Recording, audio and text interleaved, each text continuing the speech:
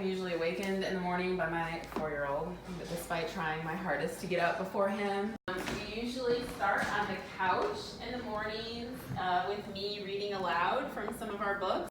We're reading this book, The Time of Trial, Time of Hope. So we've been talking about what was happening during the Great Depression and how that was impacting blacks in our country. Do you guys remember any of that? Yes.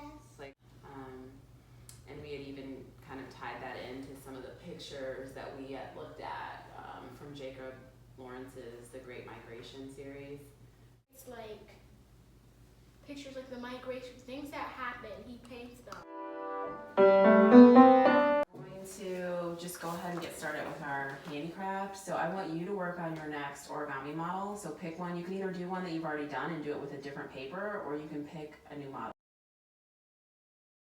It's something called Sloyd. It's paper modeling, and they're actually taking pieces of paper, measuring, so it deals with like the exact measurements, because if it's not exact, your piece is not going to come together at the end. It's almost like origami, but origami is paper folding, and this is involving paper cutting and folding. What are the options? You can do the chest of drawers, or you can do the cupboard.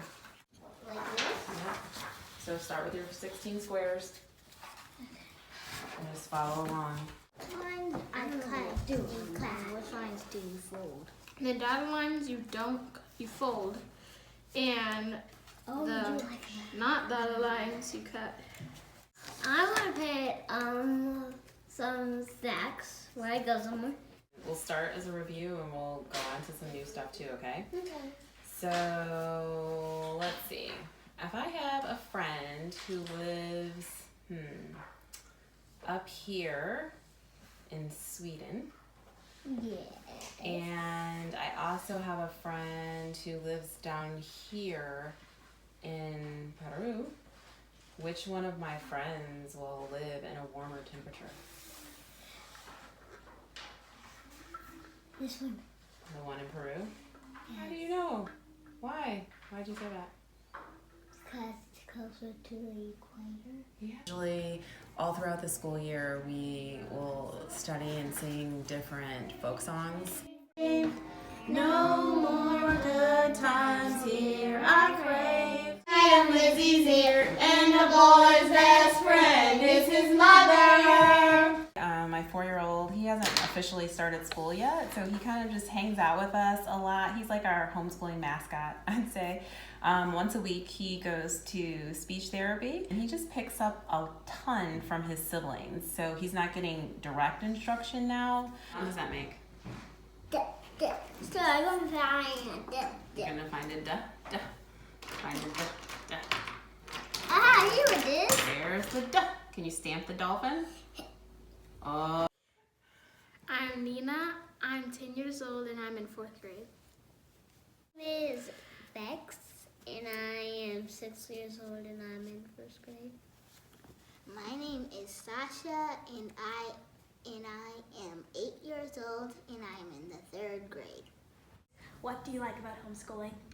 I like that I can spend time with my family while I'm still doing school and not be with other kids that I do not know, and that I get to go on lots and lots and lots and lots of field trips almost every week. I like hanging out with my mom and she being my teacher. I like homeschooling because you don't have to wake up as early, you don't have as many hours, you can even have your friend over in the middle of the day. It's like super fun. And you can go places, way more field trips. It's like, you don't need to be shy and you can learn more. You still have to take classes, but it's still fun. I like about homeschooling is math. Math is the easiest of all. What would you change about homeschooling? I would change like math books having better instructions. I would change reading lesson being easier. I really like homeschooling how it is, and I wouldn't change a thing about it, especially math, because that helps us a lot, and so does reading. What advice would you give to someone who just started homeschooling? I would give don't give up. It is a little hard and easy on some things, and it's kind of fun. I say listen to your mom because she's the one teaching you. You should ask a lot of questions, especially when you don't understand stuff, and mainly listen. Why did you decide to homeschool? My husband and I talking about our daughter had just finished. She was in a 3-year-old preschool class, and we were like, oh, feeling like kindergarten is the next step. And she had turned 4, and they were like, no, it's pre-K now. And I'm like, she's a whole other year of preschool before she starts kindergarten. And so it started somewhere there, and now I look back at that and that's so silly. So I wish I had a more eloquent answer or something more meaningful. But at that same time that we were thinking and having those discussions, we just kept meeting all of these other homeschool families. And I didn't know they were homeschoolers, but I would just look at these. A lot of times I was looking at the moms and the relationships they had with their children and what their families, these interesting things they were doing and things the kids were talking about.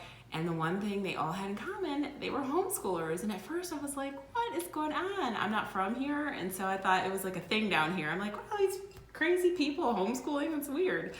And I just kept meeting more, and I'm like, you know what's weird is that I keep meeting these women that I admire and these families that I would like to emulate, and the one thing they all have in common is that they homeschool. And so we just took a more serious approach to it, and we thought we'd try it for a year.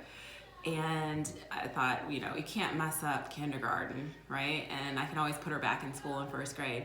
And that's all she wrote. We've been going ever since. How do you homeschool, and what's your approach? I definitely follow the principles of Charlotte Mason, who's the educator in England in the late 1800s. And I know a lot of people are like, what relevancy does this lady have on your schooling now? But I've found a ton of relevancy. And I always say, like, in my house, Charlotte Mason wears an afro. But she focused a lot on short lessons, spreading a feast of subjects and topics. So I try not to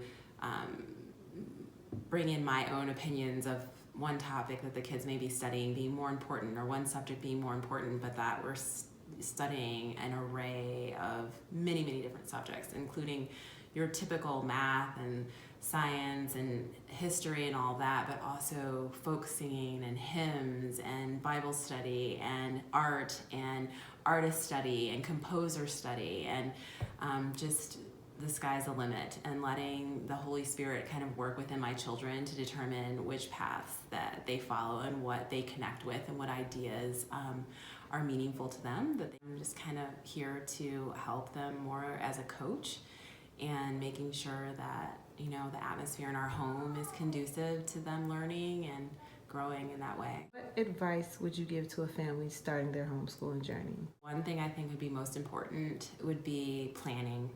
And you don't have to be a super planner. I know a lot of moms are like, I'm not really a planner. Having a plan, even if you don't execute on it perfectly, that's totally okay. And in fact, you probably won't. Maybe you shouldn't even, because you want to be flexible as you go. But I think sitting down at night and kind of mapping out what my plan is for the next day, even in a very general sense, and having a plan for the week and the months and the year, and an overall plan of what it is that your family's looking for out of this experience. Because it's a lot more than just an education. It's really a lifestyle, and kind of deciding where you want to go with that.